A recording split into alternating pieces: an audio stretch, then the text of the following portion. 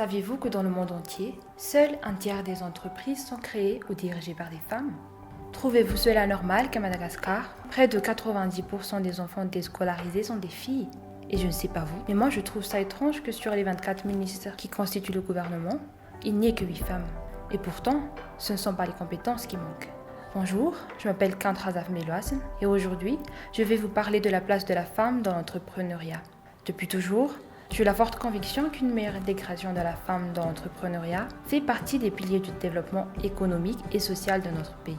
Pourtant, les femmes sont perçues ou se perçoivent elles-mêmes comme n'ayant pas leur place dans la sphère de prise de décision et de direction. Elles sont plus souvent reléguées aux fonctions de support, aux tâches ménagères. Nous sommes en 2020 et pourtant, il est encore bien ancré dans les cultures et les mentalités que seul l'homme peut détenir le pouvoir sous prétexte qu'il est le chef de famille.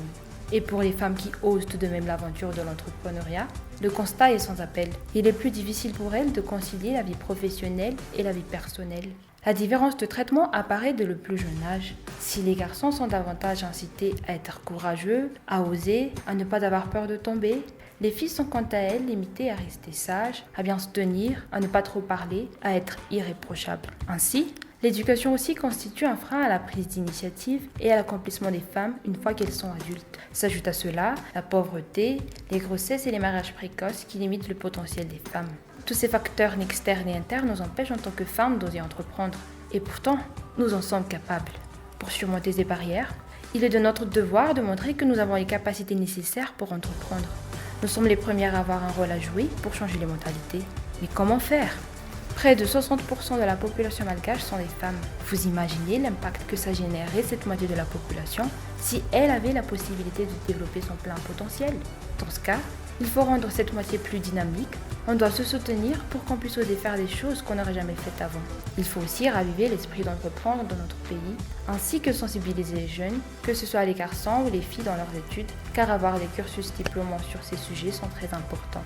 Nous devons surtout nous entraider au lieu de nous concurrencer les unes contre les autres. Il faut s'entourer, être accompagné par des réseaux de la création de l'entreprise ou par des réseaux féminins dans lesquels on se sent bien.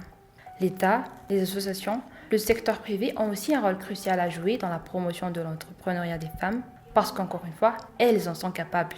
Il faut que ce soit équilibré entre l'entrepreneuriat masculin et féminin pour que ça fonctionne bien et pour qu'il y ait plus de performance, d'innovation et de bien-être. La femme, pour tout conclure, doit tout simplement avoir le choix, grâce à un environnement économique, politique et sociale qui lui soit inclusive, une éducation qui lui permet d'entreprendre tout autant que l'homme, une société qui lui permet de développer ses compétences et de choisir librement son métier.